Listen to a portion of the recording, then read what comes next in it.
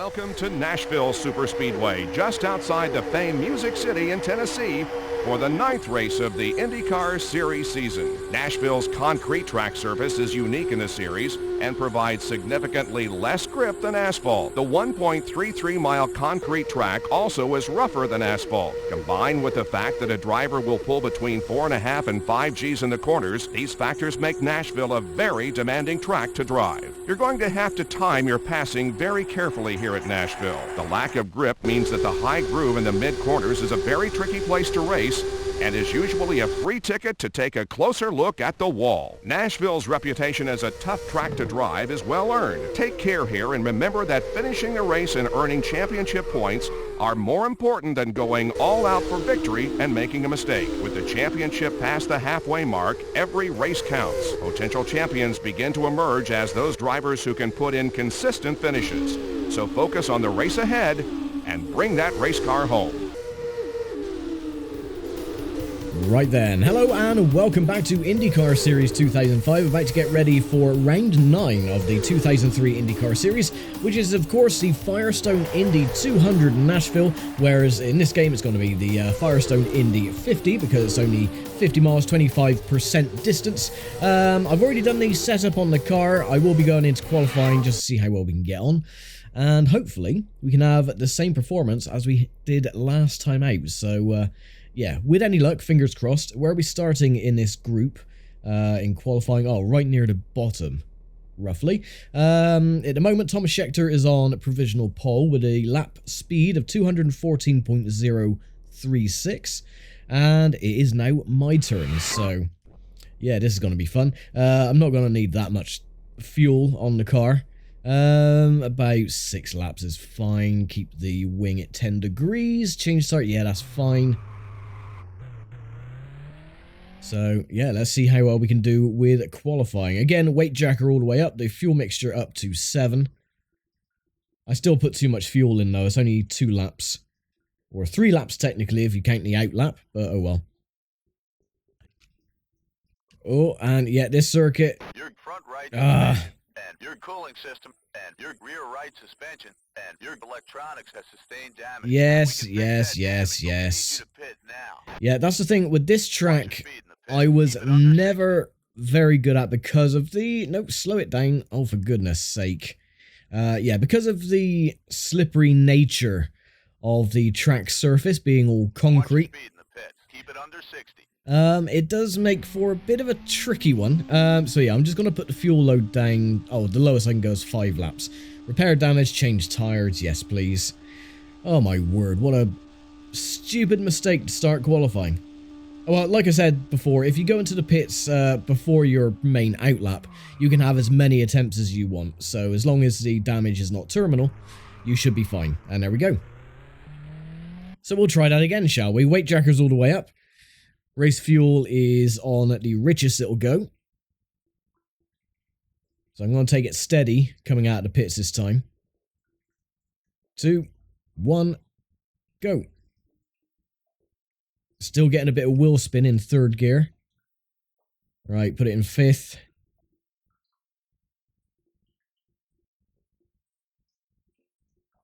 Okay, right, now hopefully the tyres should warm up. Your qualifying run starts next lap. Thank you.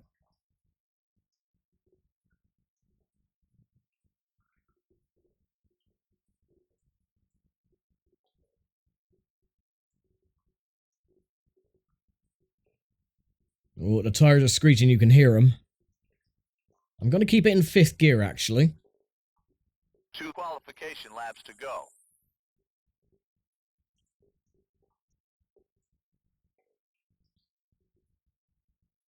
Yeah, I was never a fan of this track, just purely for the fact of the grip levels, or lack thereof.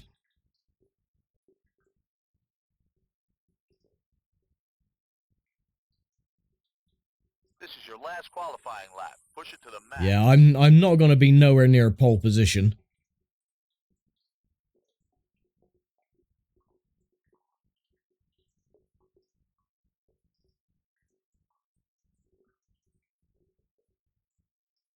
No, I'm carrying too little speed going through the corners. Might be a little bit faster than the previous lap. Yeah, 205.3. Oh, bloody hell. Absolutely terrible. 21st place. Oh, well, at least I'm not last. That is going to Ed Carpenter in the PDM racing machine of 203 mile an hour. What was the pole time again? The pole time was Scott Dixon, 2:14. So I was 9 mile an hour slower than Scott Dixon. But the same happened with the last round, so anyway, let's get on then with the starting grid for round 9.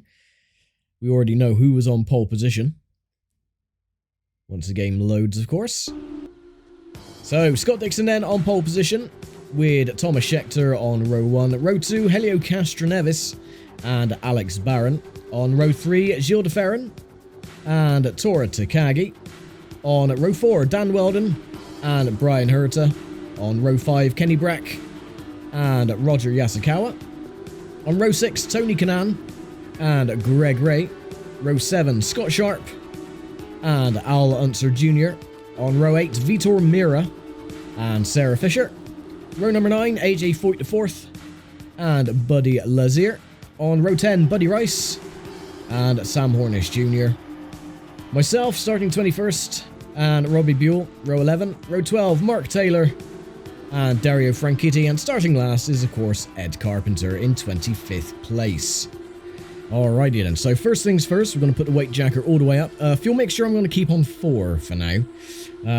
Because again, the grip quality of this circuit, not great. You're going to be sliding around all over the place if you're not careful. It's going to take about 4 laps for the tires to warm up properly.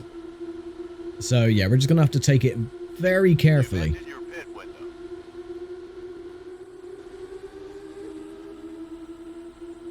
Half throttle it, just to get a bit of speed. Green flag, green flag. Everyone else has got the same idea. Right, we're now under green.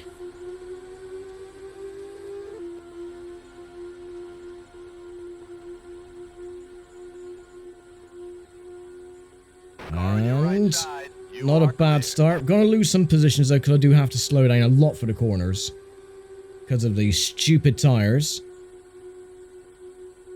Car on your right side, outside, still there. You are clear. Yeah, that's fine.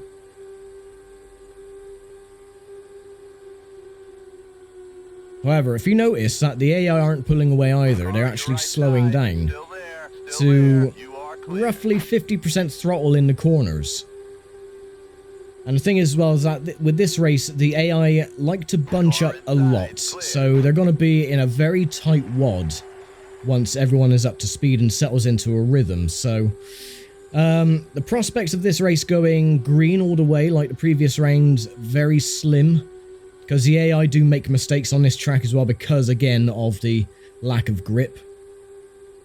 But I'm just going to take it steady again for the first couple of laps, just to get up to speed, get the tires up to temperature. That was your best lap so far.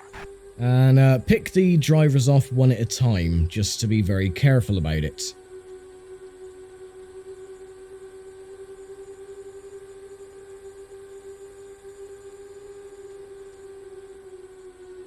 Car on your right side, outside, still there, still Okay, there.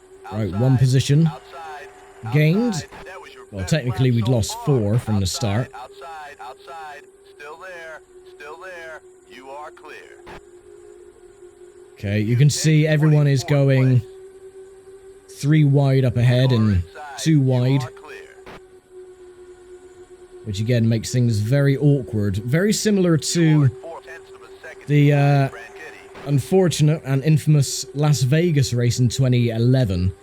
Too many cars, no one could really get away from each other, and everyone was just in a big draft ball, pretty much. And we all know how that race ended, sadly. And similarly here, everyone just can't drive away from each other. They're all in a big draft. And accidents will probably happen. But you can see no one can get away. Oh, big puff of smoke. I'm keeping an eye on the head of this pack. As soon as I start seeing smoke, I will slam on the brakes. Because I don't want to be caught up with any accidents, and I don't want to be black flagged like I was at the... Oh. Speak of the devil. Oh, a car's actually gone. As they open. Someone's upside down. That was one of the They're Penske's, I think. out of the race. Well, there you go. That is what I mean about this race. It's just a bit of a mess. But we didn't get black flagged, thankfully. Everyone's probably going to dive into the pits now. I am not. I will go into the pits halfway. So yeah, but that's, I will see you in just a moment when we get the command for the first restart of probably quite a few during this race. So yeah, I will see you in a moment.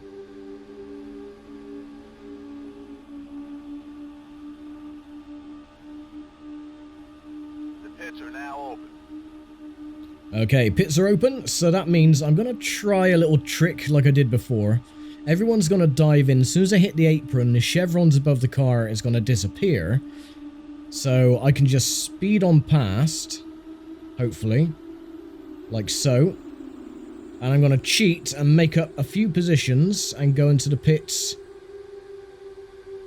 by diving on the apron. Watch your speed in the pits. Keep it Like under so. 60. So, from being quite far down, I'm now up into the top 10. Fuel I'm going to put to about 40 laps worth. Front wing going to put to 10.5. And yeah, that should be it. So, green flag would be next time by. Had a bit of an incident, actually, during the caution while I was away. One of the cars decided to rear-end the pace car and rip his front wing off. So that was a bit bizarre. I'll actually put the clip of it here. Yeah, very strange. It was a bit like a Days of Thunder-esque hit the pace car, but he actually did it literally. Right, come on. Get your asses in gear. Haven't got all day. There we go.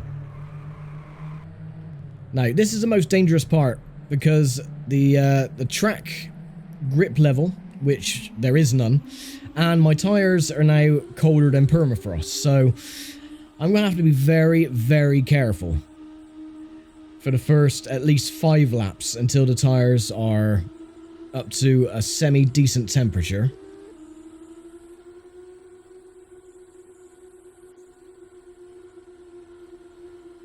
So... Green flag is out. Go, go, go. Car outside. So I will Still lose there. positions, Clear. but I would rather lose some positions Car on your than right side. You spin are the clear. car and Outside, wreck. Outside, outside, outside, outside. You are clear. So this is Car fine. outside, clear. Car outside, clear. Yeah. Again, this is absolutely fine. Go Car away. inside, you are clear.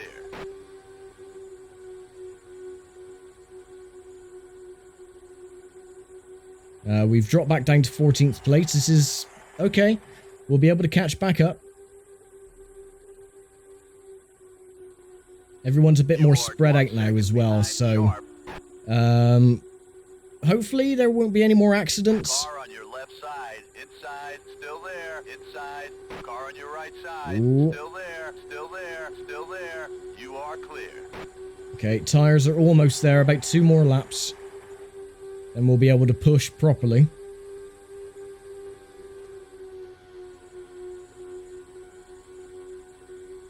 Actually, Car no, I think outside, they're outside, a good clear. enough temperature we can push now.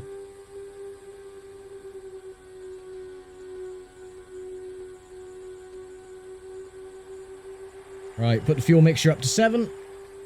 And let's try and catch back up with these fools and make some positions. Car outside, still there, outside. You are clear. Yeah, we're clear. Good. You are now in 16th place. Car on your right side, clear. But again, you can see that everyone is still in a tight bunch up ahead. We're reeling in the leaders as well. That was your best lap so far. So, hopefully, again, keep our nose clean, stay out of trouble. A top 10, top 5 finish Car on position your right be quite side, nice. Still there, outside. You are clear. Just feather the throttle, going through the turn.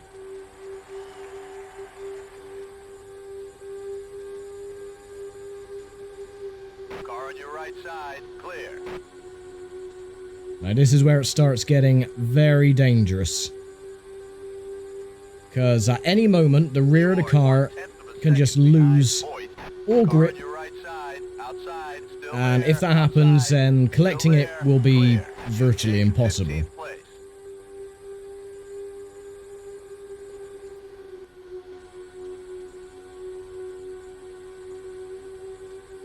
Also, this game is very loud in my ears, so if it sounds like I'm shouting, then I do apologize.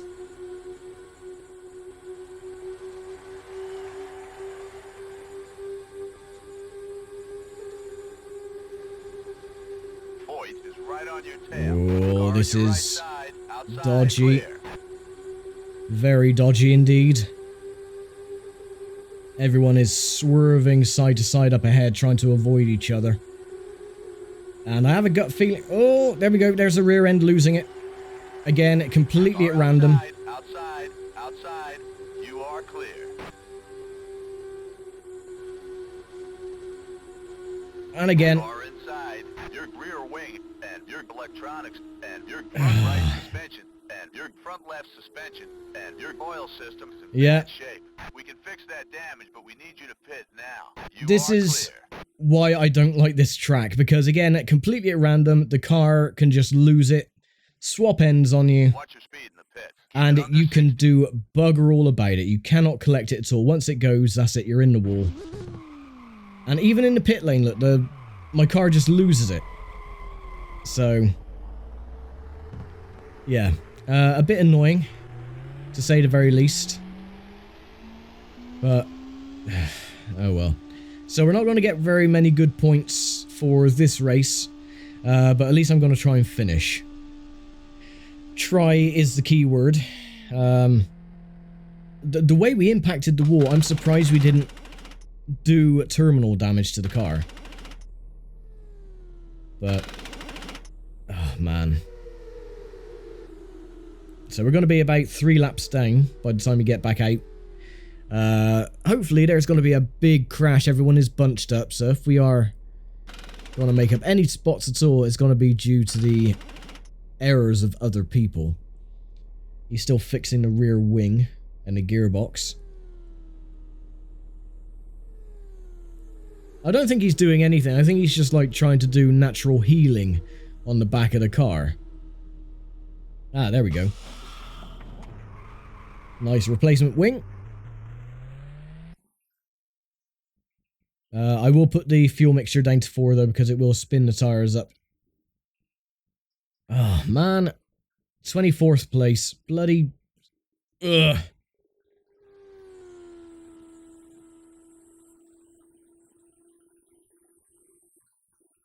And here come the leaders.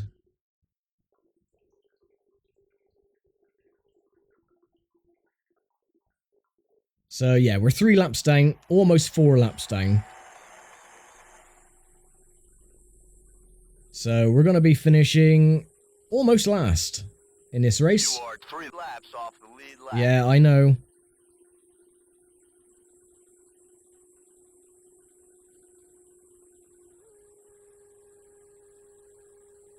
I don't think there's anyone in the near vicinity either that I could possibly catch up.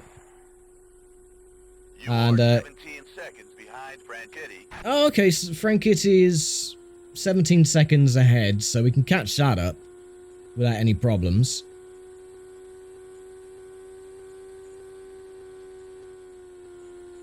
But yeah, that is why I really do not like this track. The way the car just loses grip just at random. You could be doing so well, and then all of a sudden the rear end would just completely break loose on you in the corner, as it did. Slam you into the wall, and we were lucky we didn't get terminal damage. We were able to continue, albeit 3 laps down. I made up 2 seconds already on Franchitti, so that's good.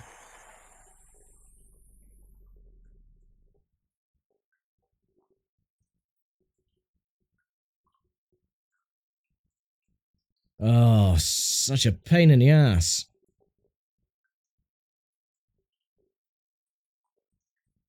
So that means we're going to lose a lot of points to the top end. Particularly Castroneves, Sam Hornish, Gilles de Ferran. And we're going to have to do all that work again. For the next couple of rounds, I would say.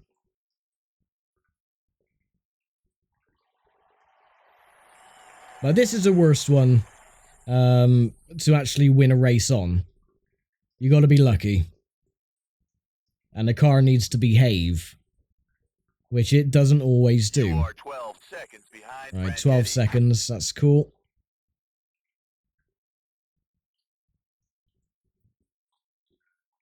And even now the car is washing up towards the wall. You are 11 seconds behind Franchitti. Yeah, that's good.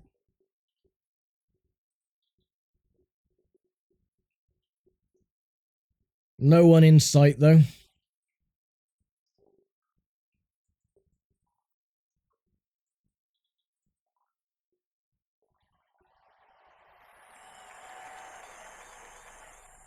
You are 11 seconds behind Franchitti. Yep, still 11 seconds, so we're not losing time, but we're not gaining time either. Now, what I want to happen is the front end. They're usually bunched in a big drafting group, so if they can do what they did near the start, try and go 3 wide into the corners, bunch themselves up, potentially cause another massive pileup, might be able to gain 1 or 2 spots through that way, which, you know, isn't going to give us many points, but any points that we can get at this stage will help. God, I am just absolutely kicking myself because of that. It's probably because I had the fuel mixture set to 7. It was just a bit too rich, too much power going through the rear wheels, spun the car, you know. Bugger all I can do about it now. Well, I could restart the race, but I really don't want to do that. 8.8 seconds behind Franchitti. Because that'll be cheating.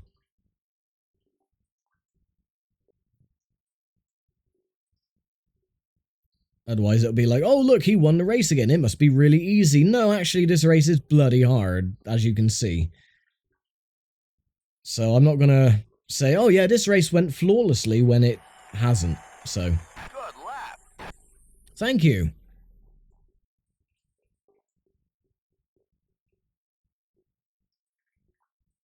Stay off the wall. Right, how far are we behind Franchitti? If you could tell me that, please, that would be very helpful.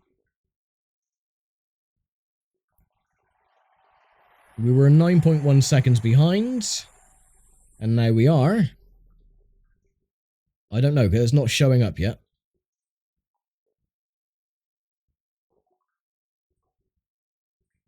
Come on, what's our time deficit? Oh, 5.6 seconds, so we made up quite a bit of time. So we should be able to see him soon. You are 5.6 seconds behind Franchitti. Yeah, well, thank you for that. I wanted to know that just now, not, you know, after I've already said it. Yep, there he is.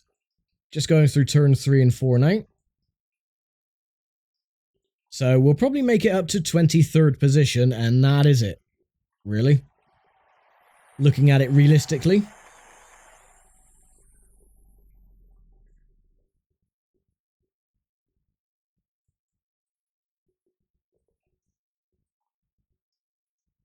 You are 4.5 seconds behind Franchitti. Yeah, we are catching.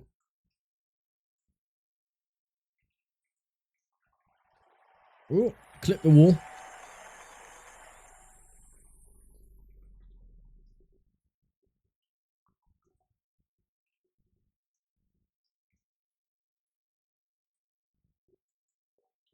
There's a couple of cars up ahead, actually. Maybe we can gain maybe 2 or 3 spots before the end of the race. Now remember, we're 3 laps down, so it says lap 40 of 50, but realistically it's lap 43. In fact, it's going to be lap 44 when the leader crosses the start-finish line, so we don't have many laps to go. Only 7 or so. So, yeah, this race is going to be finishing very shortly, so I don't think we're going to have enough time to catch up with Frank Kitty and make up another spot.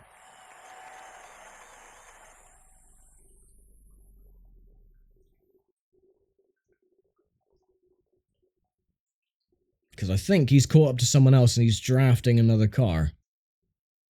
Yeah, there's 2 cars there. Ah, god damn it.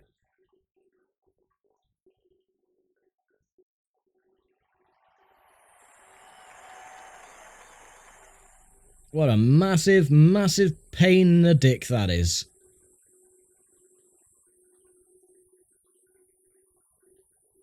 You are 2.8 seconds behind. Yeah, it's not going to be enough.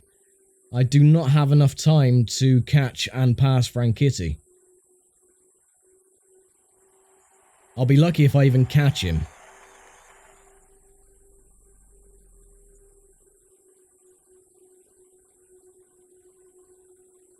Which we seem to be doing, but just not fast enough.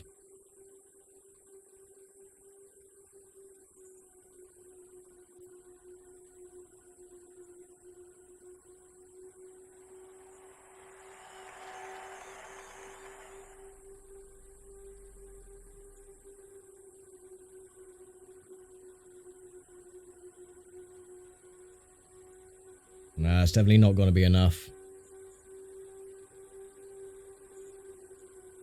Oh, that's such a shame. I'm keeping an eye on the flag on the top left. Oh, yeah, maybe. You know, it hasn't turned white yet. You are 0.6 of a second behind Frank Kitty. Oh, I was in his draft. Needed to back out of that very sharpish. Okay, so maybe we will make it 1 spot. No. Son of a bitch game. Pack it in. You are 0.1 of a second behind Frank Kitty. Car outside, still there, outside. Yeah, the rest of these aren't You are now on the same lap. place. White flag is out. This is the last lap. White flag, yay. Oh well, we got past Frank Kitty, I suppose. Still there. You are clear. Don't start giving me the bloody blue flag, idiot. Car on your right side, still there. You are clear. Car on your right side, outside, still there. Yeah, we made it 1 position. You are 0.6 of a second ahead of God Frank damn Kitty. it.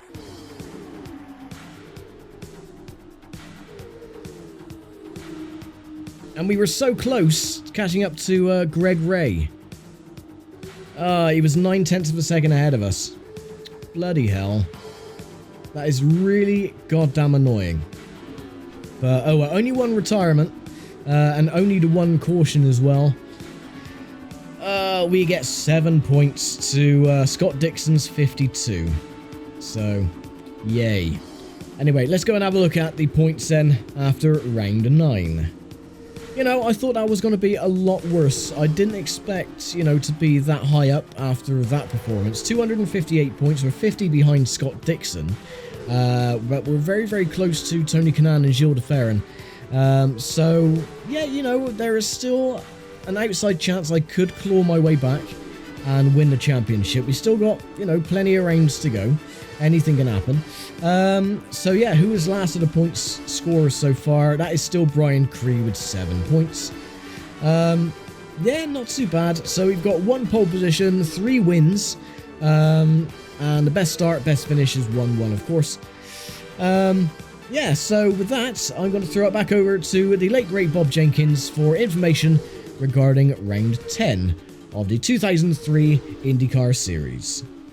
The 10th race of the season brings us here to Michigan International Speedway, a historic circuit first used by the IndyCar Series in 2002. 18 degrees of banking combined with 73-foot wide sweeping turns provide drivers with up to 4 grooves running around the 2-mile speedway. The smaller, low downforce speedway wing configuration is used here, as too much downforce is a hindrance on this fast track where speeds exceed 220 miles an hour. All of this combines to ensure that races at Michigan are wide open and very fast, making it one of the most thrilling circuits on the series.